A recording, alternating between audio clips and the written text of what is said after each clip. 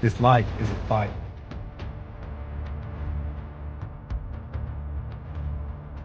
What are you focusing on?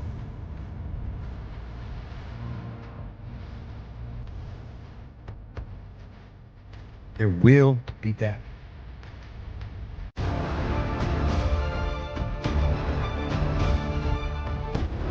Pain, it's inevitable.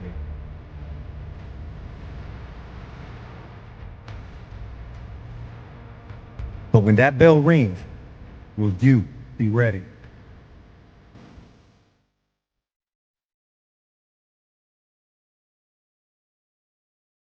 What's going on, everybody? Welcome back, Bucketheads, to the Spit Bucket Podcast. This is episode 112, moving right along, episode 112. And today we got a special one. I know it seems like I say that all the time, but I mean it. We got a lot to get into. There's some breaking news, a little controversy, big fight weekend coming up. But before we get there, guys, we got the boys from Red Corner Boxing. The fellas from Red Corner Boxing on. So let me bring them up, and I'll do one introduction at a time. First, we've got one half of Red Corner Boxing. This guy's always ready to call it straight, whether you like it or not. Let's welcome Jam to the building. We'll do it properly for you guys. And then we got, let's see, where's Mr. Neutral? There we go. And then the other guy, co-founder of Red Corner Boxing. I like to say they call him Mr. Neutral, but don't let that name fool you because this guy is loaded with takes of his own. Mr. Neutral, thank you, guys. Neutral, I was going to say Neutral, currently ranked number 10 on the Max Calandrillo pound-for-pound rankings, top 10 of the world. That's great. I'm just kidding with you, man. But how you guys doing? Welcome on. I appreciate you guys. How y'all doing today? I'm fandabidosi. By the way, I've got to say, I love that intro to the Spit Bucket Podcast show. Jabs, take note. We got to up our game here. That's fantastic. And thank you so much for bringing us on to your show once again, mate. Appreciate it, Mr. Neutral. Always a pleasure. And as always, you too, Jams. I appreciate you, sir. How are things holding up today? Yeah, not too bad, mate. Been out for a good run, done about an hour and a half. Bit knackered, but obviously I'm staying up for the Spit Bucket. I was going to watch if I wasn't on, so I'm happy to be here, JJ. Thank you for inviting us. Brother, I appreciate it, man, and I appreciate you guys. And it's important everybody knows, if y'all can't tell by the accent, these guys are from across the pond, so this is a nice collaboration of two sides of the world coming together for one love of this beautiful sport. We got a lot to catch up on, so let's get it going, guys. Let's not waste any time. I'd hate to sour the mood, but before we jump on, I definitely want to take time. I know this means a lot to you guys. It means a lot to me. Serious news as over the weekend, Isis Sio suffered a devastating knockout at the hands of Jocelyn Camarillo in the first round. She was put into an induced coma with some brain injuries. The good news, this isn't all bad news. She has been taken out of her the coma, medically induced coma, but not out of the woods yet. But just a reminder of how serious this sport is, man. Obviously, on behalf of the Spit Bucket, and I'm sure you guys, Red Corner Boxing, we wish her the best. But I want to take some time just to address the seriousness of it. We take for granted this beautiful sport because we watch it every weekend. But I want to take a second just to address it. You don't play boxing. This is serious. We wish the best for Mrs. Sio. But what are y'all's thoughts? Just reminders. It's difficult to have a panel discussion on an injury like this, but what are y'all's thoughts about it? I'll let Jams go first. Yeah, for me, mate, without disrespecting anyone, she was badly matched. Jocelyn Camarillo is a three-time national champion, an amateur champion. She'd never had a knockout, don't get me wrong, so she wasn't a devastating puncher, but Sio had already been stopped 50 days earlier to the liver, which we all know, if you're into boxing for a long time, can cause serious malfunctions to the brain over time. And she got caught again in this combination that put her to sleep and caused this self-induced coma by the doctors. She was hit to the liver before the two smacks to the top. You know what I mean? So Well, this could have been avoided if they'd matched her better. And am I right in believing Isis Sio's father's in her corner? You'd have liked to have thought maybe he'd have done a little bit more. Maybe not let her get back in. So, 5 days after her suspension ended. 100%. I agree with that. Yeah, it's a little bit too soon for me, mate. Sure. And the question, like I said, it's difficult to have a conversation about a tragedy because you want to be respectful. But I think our job as content creators and media is to talk about how to avoid these type of things. Mr. Neutral, Jam brings up a good point. Maybe she was mismatched. She had her team, her family in the corner. What are your thoughts, and how do we avoid something like this going forward? First and foremost, praise the Lord God, Jesus Christ, and that she has woken up from her coma. Amen. And is on the road to recovery. Let's get that out of the way first, right? I'm Mr. Neutral. I like to keep things down the line. This is the sport that you sign up for. Okay, this is the dangers that all boxers know that could potentially happen in the ring. Now, if we strip down the bare facts of it, that my man Jams has said there, 5 days out of a suspension of a knockout, there was a lack of a medical check, by all accounts, no CT scan, no CT scan, no see if any internal damage, no MRI, anything like that. And this is what lacks in boxing, these backup medical issues that need to be resolved before you can go into your next fight. I feel there's not enough being put into outside the ring, as in looking after your own health and that. And I believe the sanctioning body should bring in a system where you cannot box unless you had a brain scan and an internal scan to make sure there's no ongoing problems. As with females and ladies, they've got other things going on inside the body that need to be, and eyes need to be kept on. So it's a fine line, JJ. It is, and these things, they sound preventable, but in reality, they're not. Yeah, and I'll look at the purses, mate. I'll play devil's advocate here, and I'll throw it back to you, Dan. $4,000 for this fight. $4,000, $4,000 she got for this fight, and nearly lost her life. That is so sad, man. But I want to bring this 4.5K, so it's not like she got paid super mega, the MVP fighter. But still, $4,000 to nearly lose your life. Something's got to change, man. 100%. But you make a good point, Jam. I hear what you're saying, Neutral, about scans and the medical, and I know. A lot of times, especially in California, they do have procedures in place. But let's say she would have passed with flying colors. Yeah. There was a huge mismatch issue there. She looked like it was obvious that she didn't belong there. And God forbid, had something happened, those matchmakers would have had somebody's life on their hands at that point. Because beyond the medical thing, beyond any of that, yes, she shouldn't have been in there with coming off of a suspension. The eyeball test should have told us she shouldn't have been in there. And that's my take on it. Could have told us. The 1 win, 2 losses record could have told us. Sure, man. Again, nobody can foresee this kind of thing happening before the fight on its worst day. And it was its worst day. Yes. That young lassie got a 4-0 prolific 3-time amateur champion with a 1 and 2. Like, come on now, who's just been I've seen worse matchups, mate. With a liver shot. They should have matched her up better. Camarillo should have been matched up better, and then this happened.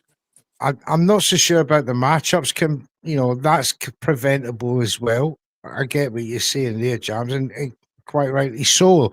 Some of these promotions and promoters, these matchups really should be verified by the sanctioning body before they go ahead.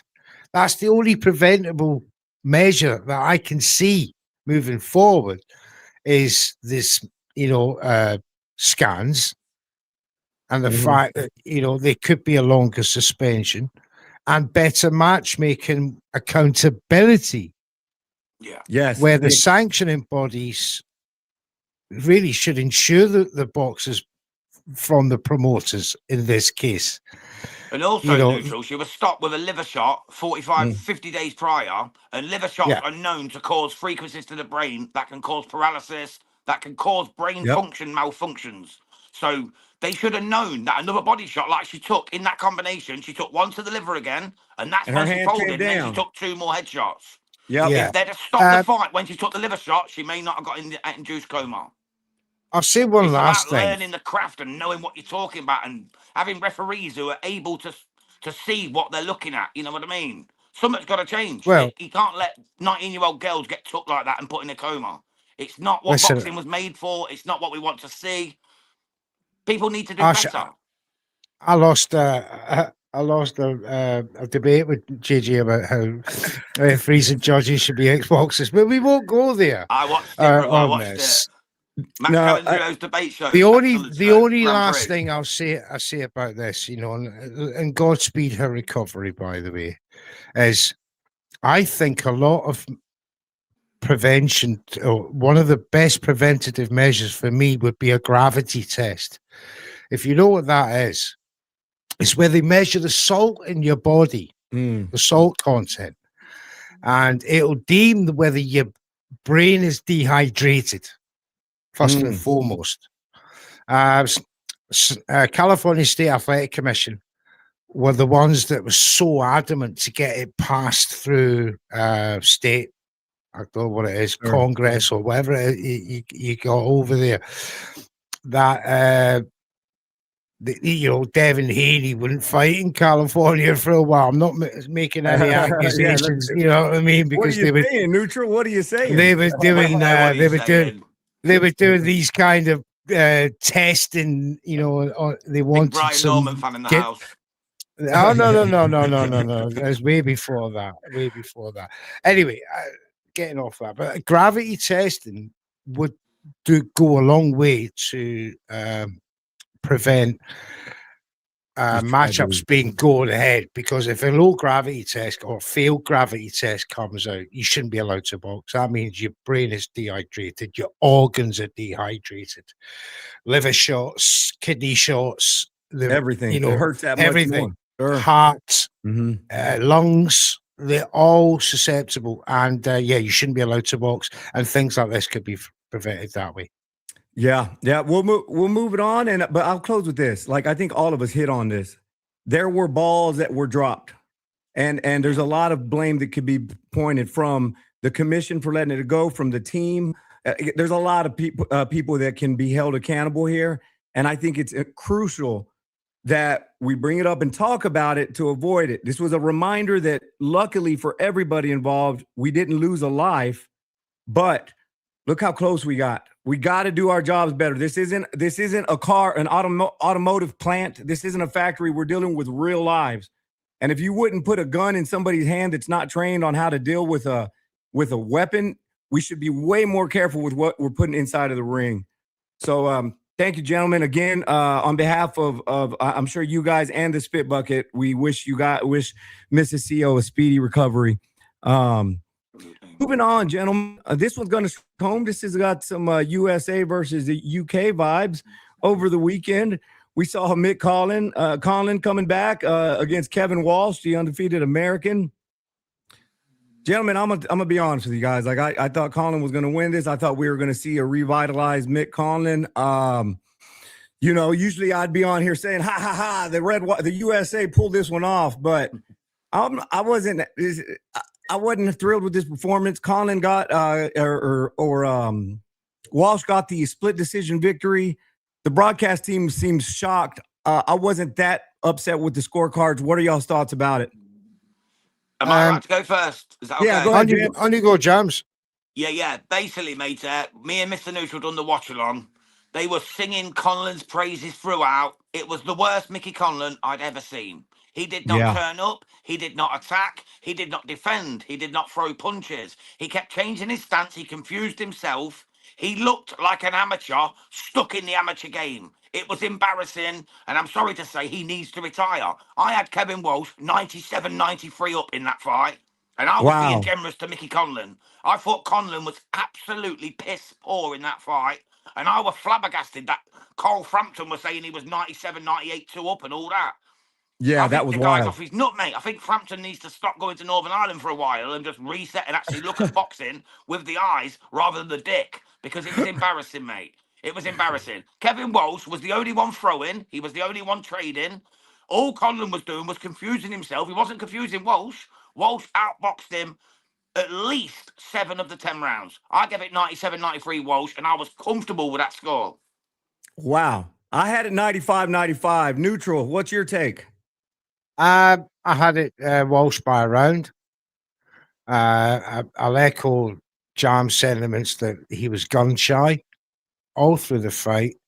Kevin Walsh, let's not sit here and pretend that he's going to go on and do wonderful things. Sure. I'm not so sure, because that I posted on X that I expected Mickey Conlan to win that on his worst night. Clearly, I was wrong, and it was his worst night. As Jam said, maybe it's time to have a wee think, and is it time to hang up the gloves once and for all? Because if you can say to yourself after a performance like that at his age and what he's done and what he's been through, if he's still adamant that he's got something to sell in the sport, then so be it, and good luck to him. But not many people are going to give him a chance moving forward in that sense, because if that had been to a high level opposition defeat, then you got hammered, he got knocked out. You can give him an inkling of a chance of a comeback, but to Kevin Walsh, he was clearly very awkwardly technical. What's the he wasn't great. He was throwing very unorthodox punches as well. Maybe that sort of style was confusing Conlan. I don't know. Maybe he caught him early with one of them awkward shots. The left hooks were getting through. And I just felt that Conlan was off his game as long as round one. What was so sad to see is, and I mean this with all the respect to Walsh in the world, but you're watching the fight and you're seeing what Walsh has, and you're just like, the Mick Conlan I know should be able to handle this. Like, what are we doing? Again, salute to Walsh. He was busy. It was just awkward and it didn't look pretty, but at least he was trying. While Conlan was just switching stance and not doing anything, man. I was shocked. I was stunned. What's the vibe on y'all side of town? Like, is the shock? Is it shocking, or is it just kind of, were you guys expecting it on y'all's end of the world? We were shocked. We were shocked by the performance, not by the scoring. The scoring for me was but it should have been better. It should have been a UD, Kevin Walsh, but a lot of people can see that Mickey Conlan, Irish Mick, is done. He's done. Although he retired, he told his security on the way out the ring, I'm done, I'm finished. And he's had a couple of interviews since saying he's retired. Yep. He's actually been put on the Misfits Pro poster today as an active fighter. So maybe he's going to continue. We'll have to find out soon, but I don't want to see him continue, because if that's how he fights against a club fighter like Kevin Walsh, who, is okay in his own right, he's not no world beater. And if you can't beat him, what's the point in continuing? Neutral, same thoughts, I'd assume. Is it a wrap for Conlan? As I said, I mean, if he's signed for a promotional company, then obviously he feels that he's got something to give still, regardless of that performance. Maybe he feels he can't. They put on the show, bro. Misfits Pro put on the Conlan show. That was their first. Their second one is the Chisora card against Wilder. Maybe, but he's still on their fight poster today that they've announced of all their team. Now I'm just looking out for Conlan here and thinking, okay, look, two things. New trainer, correct? He's training with Greg Smith, right? So you have a new camp, a very awkward opponent, a very determined awkward opponent. I know I sound like I'm giving Mick some excuses, but sometimes it takes a while to adjust to a new trainer. I really expected to see a smarter Conlan. Sometimes when you expect smart, you get inactive. You get somebody thinking too much. Could there have been a chance that Green, who the hell am I talking about? That Greg Smith made him think too much? Was Conlan thinking too much? And is that something that you guys think is maybe fixable for Mick's future? I think you're right. He was the way he was constantly switching, as if he was given information overload. Because I was saying to myself, and on the broadcast, what am I watching here? This guy just doesn't seem to have it together. And as I said before, I think he doesn't want to go out like that. Mm-hmm. And if he signed a deal with Misfits, I doubt it's going to be just for one fight. They're probably 2 or 3 fight deal, which, if he's on the post of another fight card coming up, then, that's so be it. That that's parcel of a defeat. So are we too quick to write boxes off? I don't know, but he needs to really mentally and physically and box wise, Greg Smith didn't do a great job with him when it comes to throwing punches in that fight. There's something needs to be addressed there. So listen, if he's got another deal, fine. Another fight, fine. All part of the deal, but big improvements need to be had. Yeah, if he boxes like that, mate, he won't beat an English title. He won't win a Southern area if he boxes like he did against Kevin Walsh. That was the worst I've seen Michael Conlan since the amateurs. That's the worst I've seen him. He was awful. Yeah, I would agree with that. I love Mickey Conlan, but he was awful. He did not turn up. He did not throw punches. He confused. He couldn't listen to anyone. Or if they were telling him something, they were telling him too much.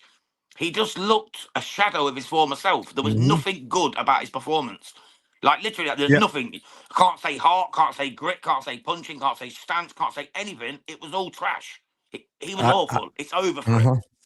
It's over for him. Man. At some point, bad nights stop being bad nights, and they just start being who you are. And I'm worried that maybe that's just kind of what Conlan his peak. So he'd already been took 3 times, bro. It's not like he was a world beater. This was an IBO international title. It's not like he was a world beater. This was his last chance saloon at any kind of top table, and he screwed the pooch big time. And he got found out, and he got turned over by a club fighter. Let's be honest. A club fighter will probably lose his next fight now because he'll be onto a higher trajectory. Kevin Walsh will probably get knocked out by next man. You don't see Kevin Walsh giving Shoo hell for his straps? Shoo would knock him out in a round, mate. It's New York City, baby. Wouldn't even go around. Let's keep it moving. All right, let's bring it back. We're going to take a quick peek into the weekend. We're just going to cover the main event. So first, we'll go backwards. We'll do the Saturday evening show first, and let's talk a little bit about the return of Keith Thurman against the towering Inferno for his WBC 154-pound championship. Guys, this is a crazy fight.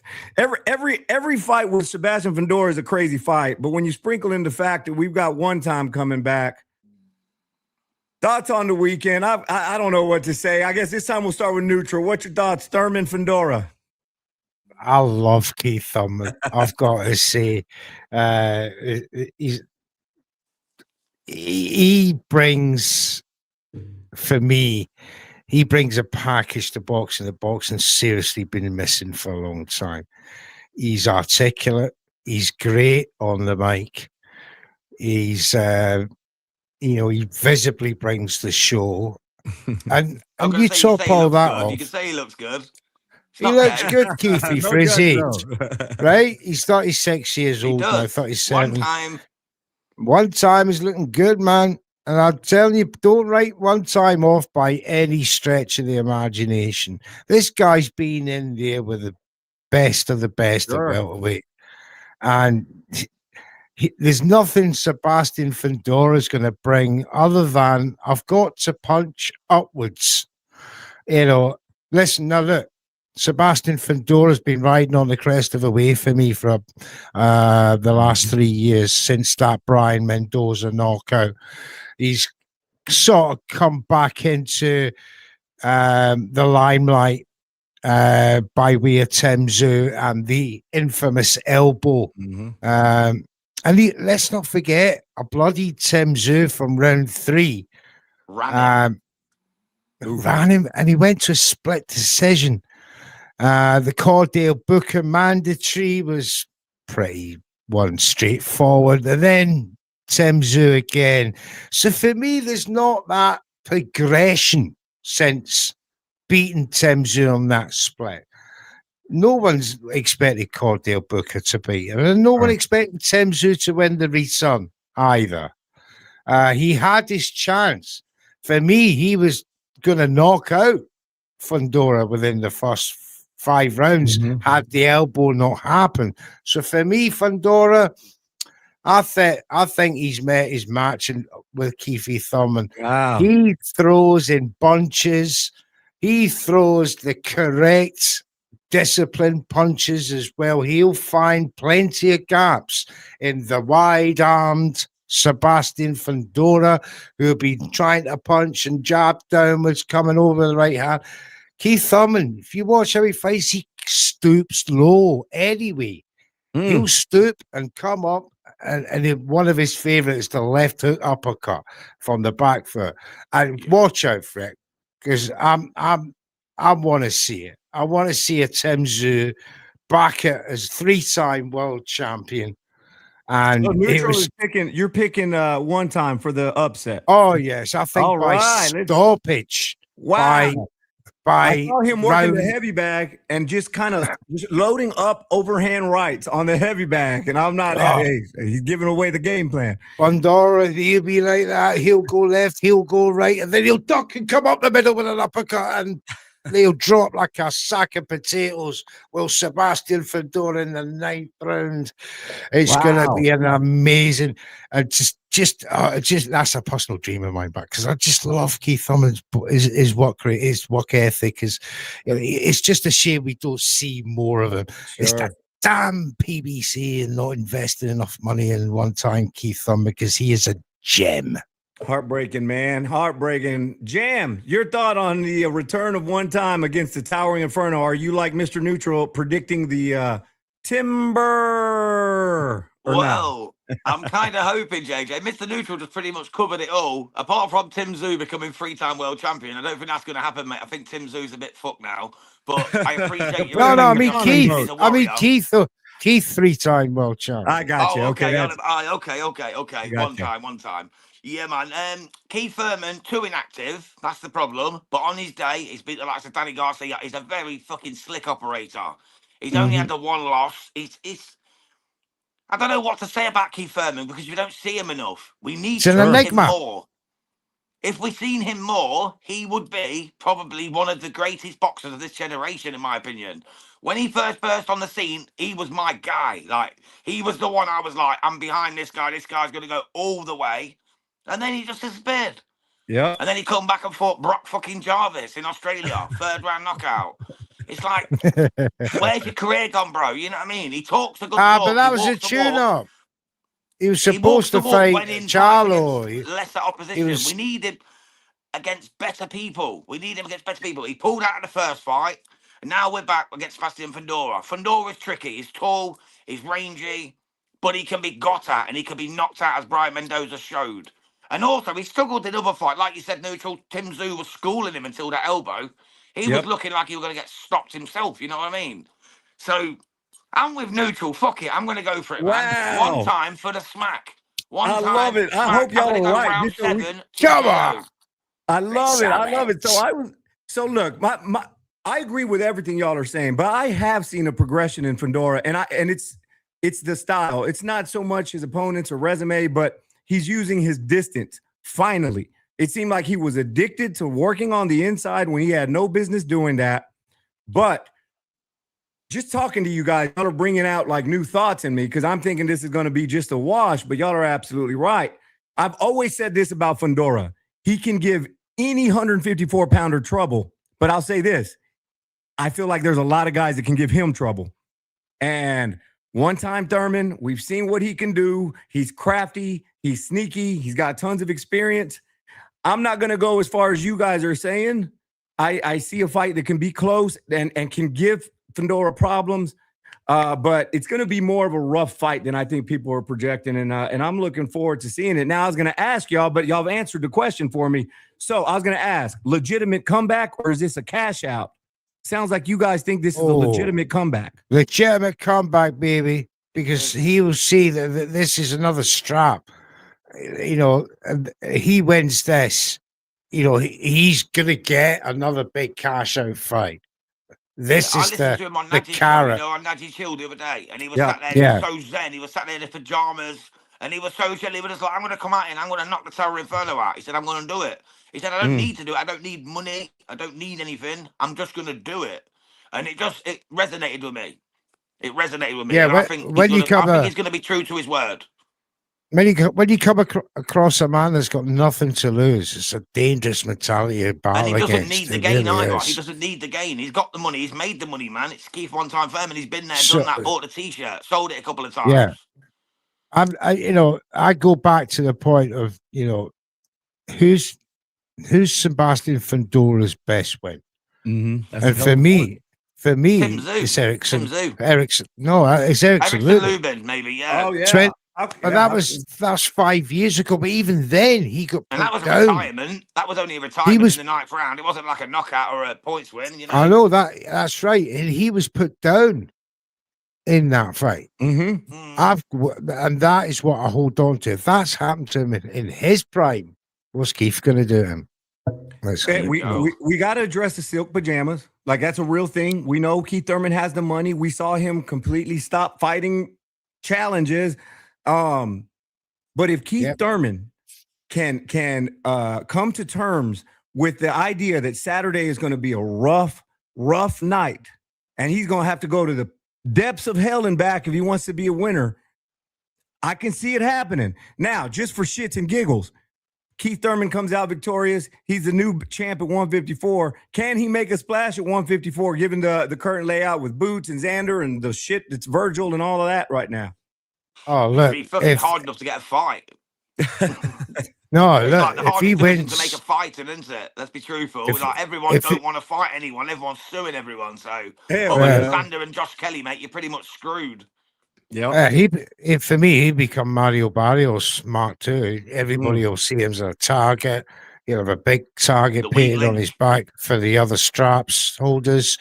Yeah, and of course, it's a big PBC name, and it brings the cash. So if for me, financially wise, moving forward, the best winner out of this to moving forward for the other or for boxing is Keith Thurman.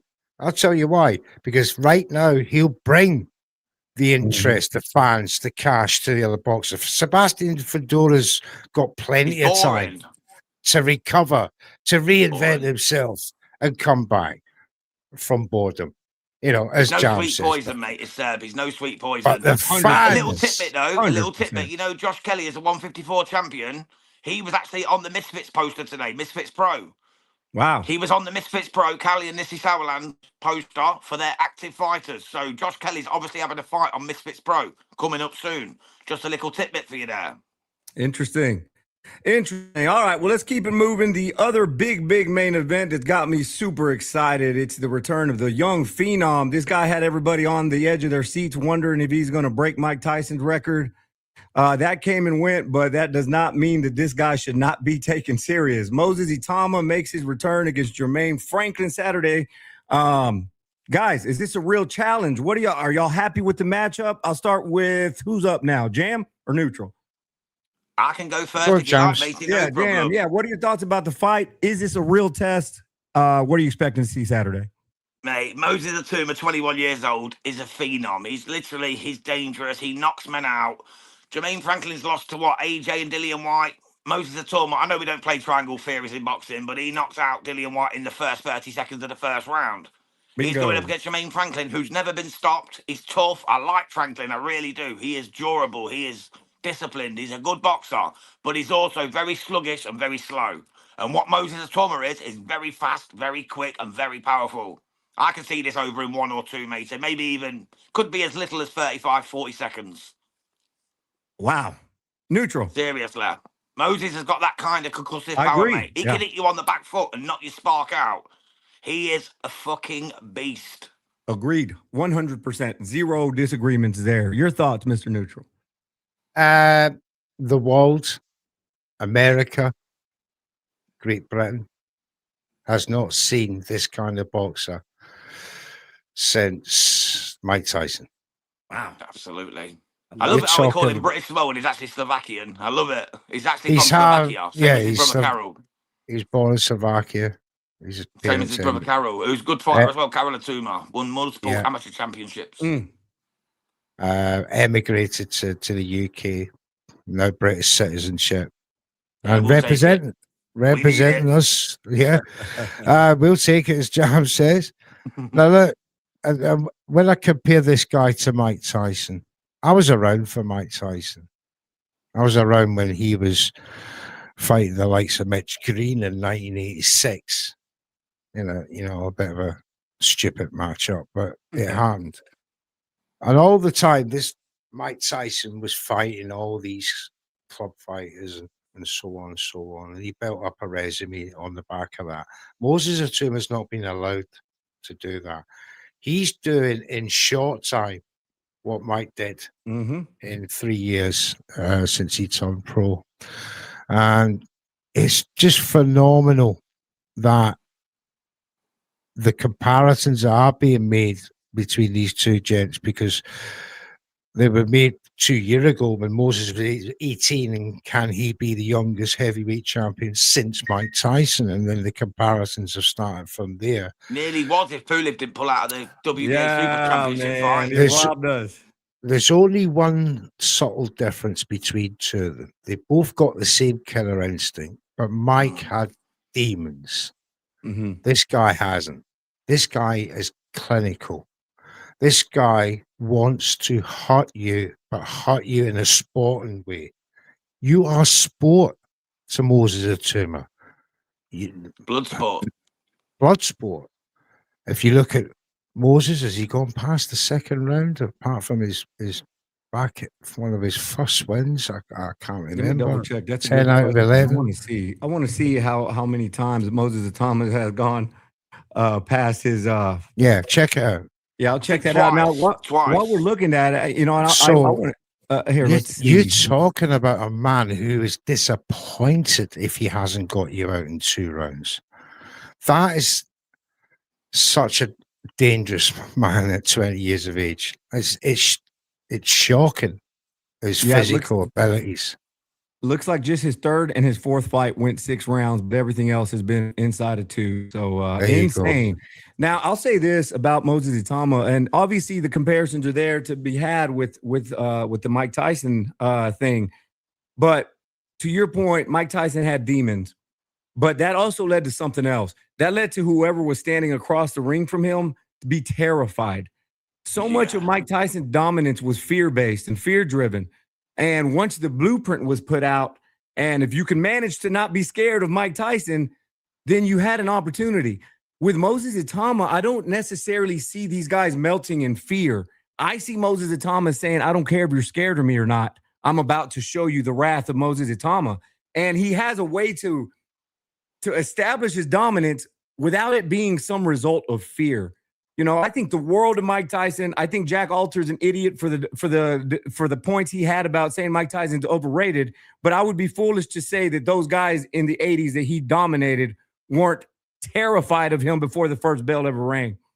Well, he was the baddest man on the planet, weren't he? He was the baddest man on the planet. He was said, I need his children. He was scary. He was a scary guy. I remember my first fight I watched with my dad in 1989 was him against Bruno. And my dad was like, oh, you're going to be all right. I was 8 years old. And he was like, just don't be scared of him. I like scared of no man. You know what I mean? What are you talking about? And I seen him and I was like, whoa. Yeah. He is a little bit scary when he's clenching his teeth and like, all flexed up and that.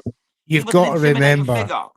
You got to remember, back in the 80s, there's no social media. It was just purely word of mouth. What HBO, what the promoters put out, the photographs, the promo videos.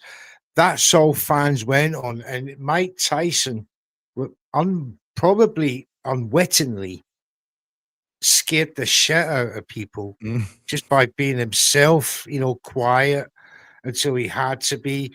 He wasn't the greatest. He wasn't the greatest trash talker in the world, but what he brought was reputation. 15 years of age, he's knocking grown men 36 years of age out. 100%. Right? Moses overlooked. Moses Itauma comes in. He's very unassuming, very polite. There's no stories of him being a madman. There's no stories of him tearing out children's hearts with his bare teeth. You know, don't forget that I'm a F you till you love me. I'm gonna F you till you love me. So, I don't think Itauma's ever said that. Yeah, exactly. So Moses, but then got Moses, the RAPE charge as well, didn't he? In '94. Yeah. Well, what Moses brings is a quiet strength, a quiet, unassuming strength until you get hit by him. We interviewed Dan Garber. He's a heavyweight that featured on Moses. I think it was his eighth or ninth fight. And he said he's the guy that got stopped ridiculously in the first round against what was his name? Leo Atang. You remember the young guy last time out? And new prospect. And Leo Atang was getting some pretty heavy shots in, but the referee stopped earlier, too early. But Dan Garber said afterwards that Moses Itauma hits twice as hard as Leo Atang. I think he said 5 times harder. Now, if you look at the physique of Leo Atang, he's like Frank Bruno. He's a young Frank Bruno type physique. You look at Moses Itauma, he's a George Foreman type physique. Yeah. And you got that solid stand down gravity, strength in him that's just is immovable object. And that's what this boy reminds me of. He's got the Tyson finishing. I want to hurt you. And he's got the form and physique and strength. That is a devastating combination in boxing. And he's got the Lennox Lewis slip shot as well, don't forget. Like when he knocked out the American on the back foot, when he gave him that little slip left hand. What was his name? I'm not... Sorry, mate. Sorry, what was his name? The guy who knocked out the American last time out. Not last time. Balogun. Oh, Mike Balogun. That's it. Yeah, just slip that little left in as he was backing up. Just this is the thing. Spark out, mate. That just shows you natural fucking power, that. He's the natural successor to Usyk, the southpaw. Sure. He's another southpaw with devastating speed. Moses Itauma, he's 16 stone, 240 pounds. He's the fastest 240 pound you're going to see in the ring. This guy, his front foot with his right hand lead, followed with that left hand behind, it's a thing of beauty for a heavyweight. He's devastating. I just don't see anybody getting in his way. I agree with you, man. He's fun to watch, and I'll sprinkle this in. How bad does the sport need an Itauma? And we've always heard as the heavyweights go, the sport goes. You have Usyk right now who, say what you want about the guy. He's still met with a lot of opposition. The sport as a whole doesn't embrace him as the heavyweight champ. Maybe it's because he started as a cruiserweight. Maybe it's because he's Ukrainian. Who the hell knows? But there's always a lot of opposition. Same thing with Tyson Fury, whatever the hell. Vander Holyfield, he had the same problem. Exactly. But with Itauma, he's young. He's not abrasive. He's very likable. And he gives us what we want as a heavyweight. When this guy becomes heavyweight champ of the world, it really could put a shot in the arm in a sport that really, really, really needs it, man. Can I just say something I don't like about Itauma at the minute, though, or his team? Right, he was offered the Frank Sanchez final eliminator for the IBF, yeah? He turned it down. He said no. He said, I don't want that fight. So then Torres Jr. against Frank Sanchez was made, and now... Itauma's team are petitioning to the IBF to make the fight against the winner. Make that make sense? Yeah. If you didn't want the fight for the elimination fight, you shouldn't be able to be having the fight for the title. You know what I mean? Yeah, that's interesting. Neutral? It's a bit of a pussy move. It's a pussy move. It's like he's ducked the mega fight and wants to see who wins out the 2 best prospects, and then I'll take on the winner. Why not you knock out both and then become the champ? So Itauma and that for me, or his team, it's a pussy move. That's a hell of a point. I disagree. Let's hear it. Right. Okay.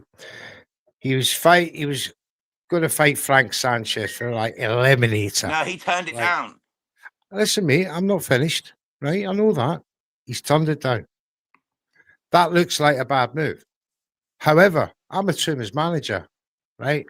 Says, I don't want you fighting Frank Sanchez for a boxy eliminator, mate. I want you fighting Frank Sanchez for the belt. let's pass it. Let Frank get the eliminator. He's guaranteed a shot, and let me win this belt. So you're basically saying Richard Torres Jr. is not good enough? No, I'm saying he's waiting for Richard Torres for the strap. Oh, okay, so you think Torres is going to beat Sanchez? Yes, he knows Torres will beat the team over. That sets up the mega fight with Richard Torres. That makes more sense. Yeah, Torres Jr. against the Thurman, that'd be a bagger, mate. To be fair, Richard Torres is the only man in heavyweight boxing. Forget your Caballeros, forget your Hugovic, your Zhangs, whoever you may be. Forget that. Richard Torres is the only man who give Moses Itauma a fight. He's a southpaw, 2 southpaws, 2 heavy punches, great on the feet, fast, explosive fight, heavyweight fight of all time when that happens. I get you, mate. I get you on that, and I agree as well, mate. Torres Jr. Itauma, that is the one down the line. It's to be the most explosive heavyweight fight ever. Man, that's beautiful. I love hearing that, and that's a hell of a route. That's a hell of a path. Again, the sport is this shit, and look at this. We're talking about people from Richard Torres from the United States. You got Itauma overseas. You're bringing in the entire world. Like, this is what we need, and I hope the powers that be are keeping their eyes on it. Before we move on, I'll just close with this. It's hard to really evaluate talent when you're overmatched, when you're just so much better than your opponent. But to your point, Jam, Jermaine is he's resilient and durable. And if we see Moses Itauma go in there and do what we think he's going to do, that's saying a whole lot about the kid. If he can go in there and get and finish out Jermaine quickly, I think we have every right to be lighting this kid up as the future of the sport. So yeah, excited about that. Now let's move on, and we'll close up with this. I want to talk a little bit about the IBF, Zuffa, J.O. Pataya scenario. And I don't want to necessarily beat that upside the head because it's done. But I want to talk a little bit about the Richardson Hitch situation because not a lot of people are talking about it. But just as a recap, we saw the IBF again come out and announce that they've stripped J.O. Pataya, made it official yesterday. Just as a recap, Jai was the IBF champ, signed with Zuffa, was set to defend the IBF strap. IBF went out to the fight, and they said, never mind. You are not our champ. They stripped him. Real thought, guys. Y'all's thought on the J.O. Pataya part before we move on to Richardson Hitchens. I'll jump to neutral first. Messy outcome from that, fourth Zuffa card. Was meant to be sort of a crowning moment for them. They've gone against the grain of what their initial ideology was, this league system. However, that will take years to build it. In the meantime, they'll need to work with other promoters and make other fights and title fights in that meantime. I don't think long term they were saying, in the short term, they were saying we will not work with sanctioning bodies. They meant that long term when all the divisions are filled up with boxers and they can actually start fighting for ranks and belts and so on.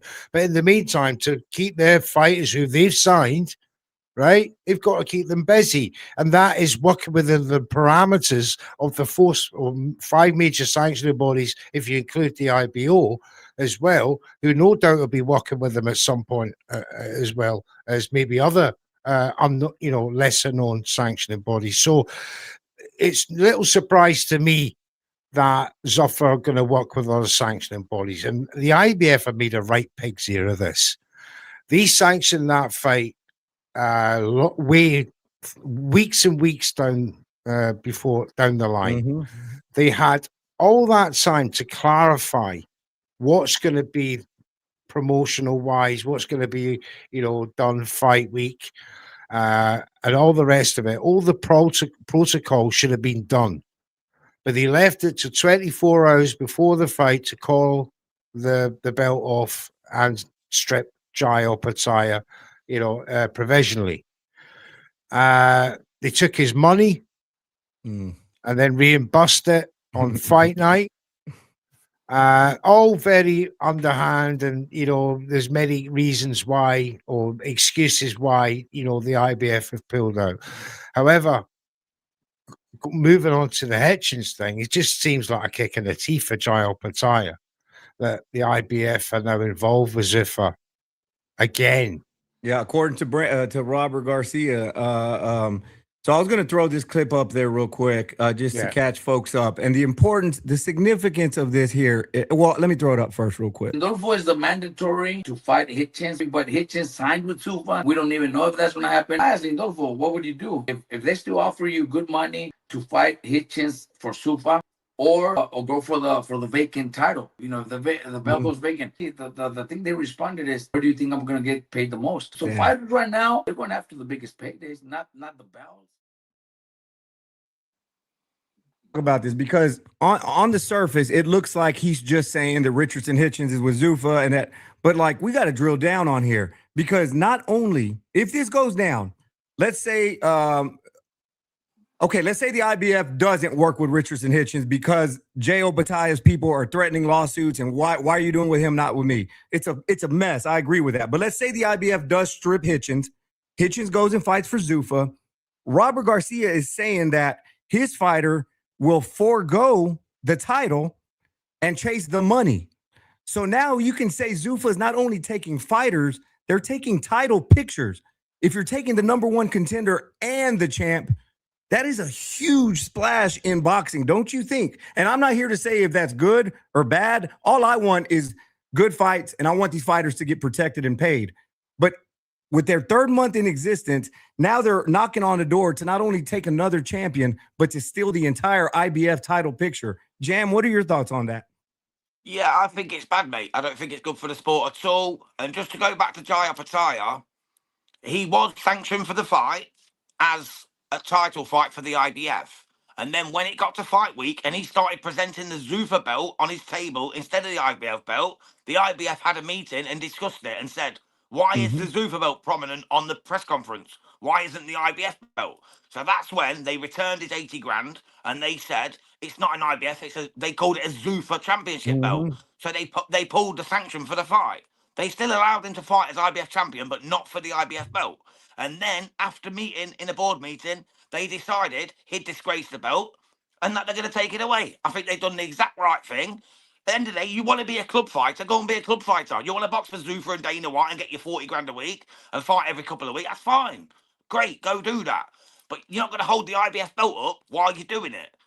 My question to you, where was he going to go? Where was Jai going to go working with Zuffa in the IBF? Where was it going to go? Was he going to fight? They said Noel McKellian. Where's that fight? They've not mentioned it since they gave him a face-off at the first Zuffa event. Or the third Zuffa event, sorry, not first. It's nowhere. They're just going nowhere. All they're doing is making waves. They're just causing problems. They are deliberately trying to demonstratize the boxing world, trying to divide, trying to just cause problems. That is all Zuffa are doing. They are not doing anything good. Name a good Zuffa fight coming up. I can't. Name two fighters for Zuffa that could fight. That would be a good fight. But the thing is, though, Jams, we got to understand Richardson Hitchens' motives here. Manipulating the game. He's trying to fast track another UFC setup, and we can't allow it. You see, and I would say we stood up to it. Well, let's look. They're going to strip Richardson Hitchens in that case, then. So Richardson Hitchens. And he's a shit anyway. Don't want to fight no one. Now you've just hit on a little bit of something I was going to egg you into, right? You've called him that.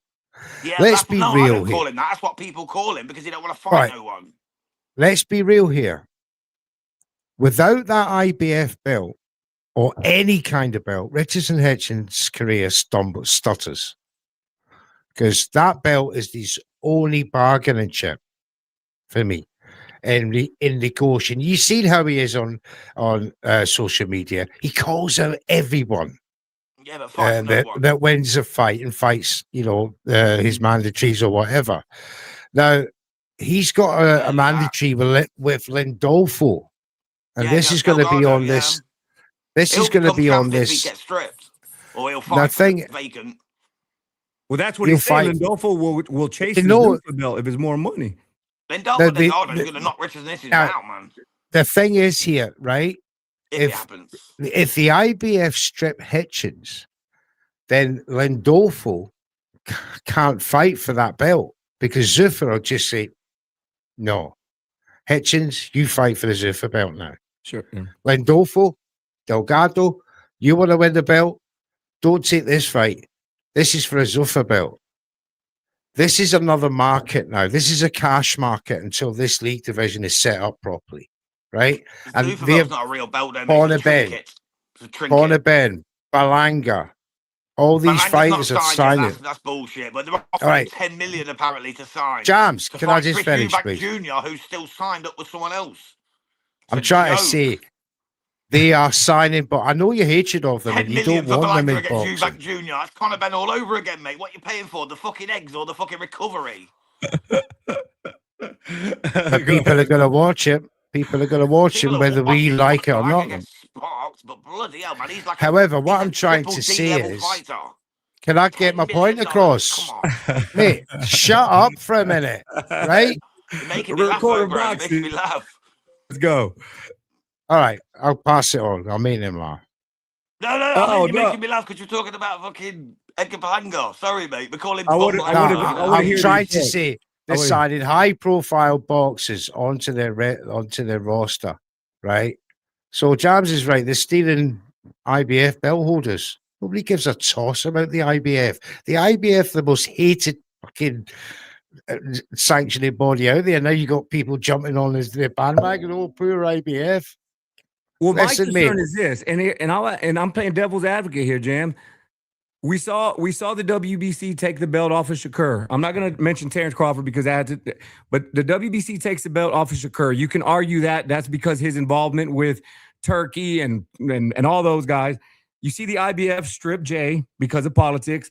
Now the IBF could strip Richardson. At what point do these sanctioning bodies stop putting their belts on the guy who's not the best fighter in the world? You're only watering down your sanctioning body. So while you're saying, yeah, somebody else can fight for the belt, if we keep doing this month after month, year after year, you're taking the belts from the guys who are the champs, then what the hell does your belt even mean if we all know that that's not the champ? I'm talking about long-term. Oh, sorry, I thought you were done. No, sorry, bro. Sorry. They stripped Shakur at 135 because he moved up to 140 to fight the champ. That's written in law. That has been since the start. Shakur went up to 140 and fought Tio for his world title, which means he loses the one below at 135. That was written in law in boxing. They have let it happen. I think Terence Crawford didn't lose his belt. Jamel Charlo didn't lose his belt. But only seems to happen to Shakur, because listen, I think that there's a new kid in town and the regulars are not happy because it's competition. I'm all for competition. The more competition in boxing thrives because more boxers are going to come out the woodwork. Boxing will get more televised products.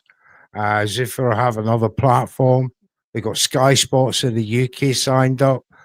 UK boxing fans, get used to it. Zuffa are here to stay.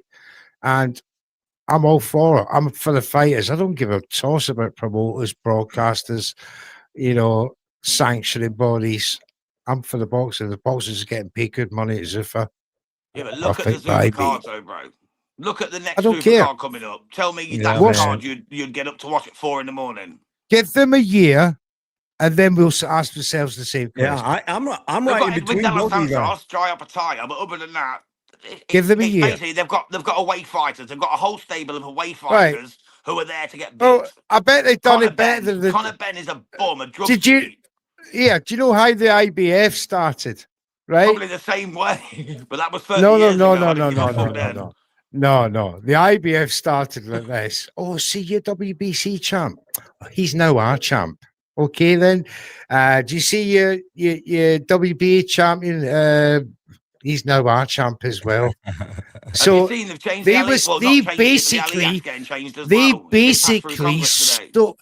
basically stole the rankings off the WBC. Do you know what the very first IBF heavyweight boxing match was? Sorry, WBA boxing.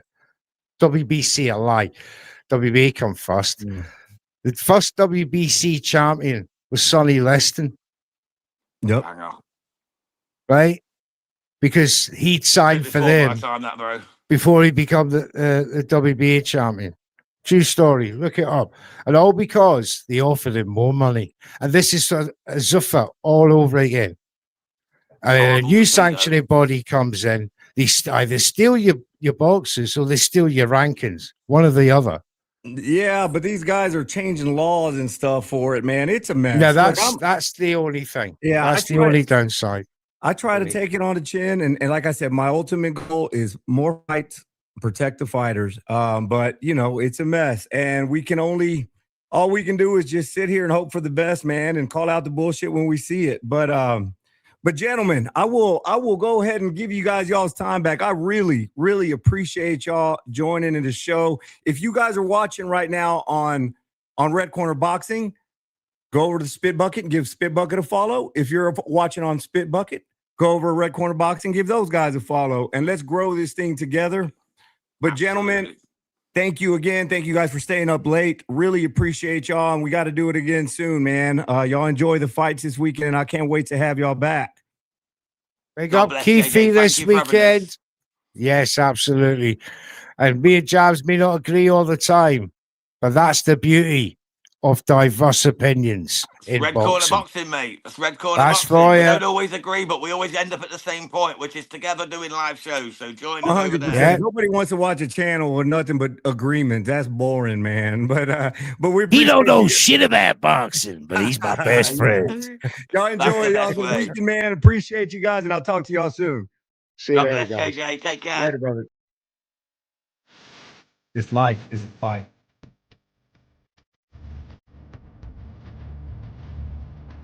What are you focusing on?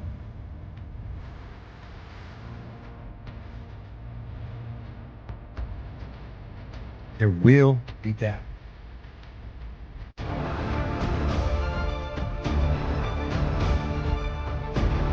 Pain, it's inevitable.